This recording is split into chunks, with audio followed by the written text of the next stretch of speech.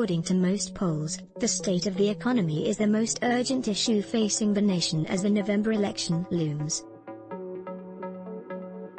As the Kaiser Family Foundation phrased it in a survey released September 10, the economy has now secured a spot as the top issue in the 2020 election, with one-third of registered voters, 32%, saying it will be the most important issue in deciding their vote for president.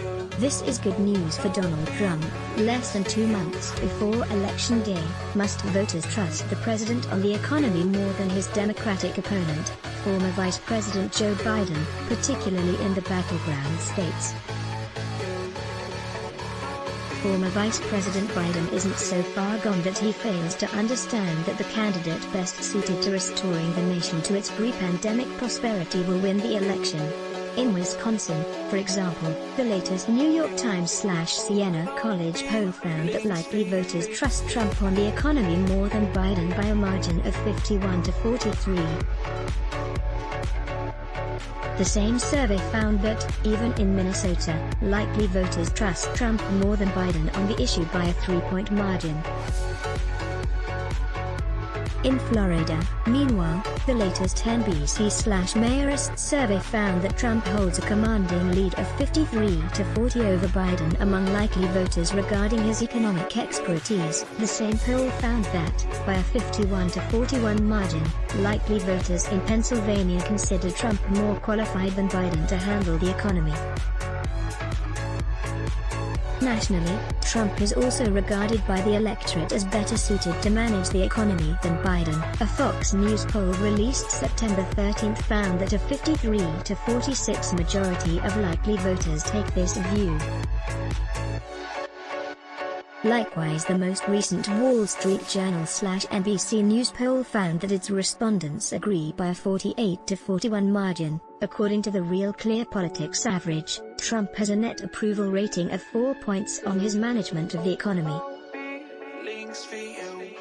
all of which has inevitably led to claims by the Biden campaign to the effect that the president mismanaged the pandemic and is thus responsible for the resultant recession. During his acceptance speech at the Democratic National Convention, Biden insisted that had he been president when the pandemic reached our shores, he would have handled the situation more effectively because he immediately understood the true nature of the threat. Such prescience was absent from his first public statement about COVID-19, a USA Today opinion piece devoid of any strategy for dealing with the immediate risk. His plan consisted of little more than waiting until 2021 to coordinate a response with Congress. Days later, when Trump imposed the China travel ban, Biden attacked him. "We have, right now, a crisis with the coronavirus. This is no time for Donald Trump's record of hysteria and xenophobia, hysterical xenophobia, and fear-mongering to lead the way instead of science." It goes without saying that Biden, as is his wont, later flip-flopped on this ridiculous position. CNN reported at the time that Biden had experienced a sudden epiphany.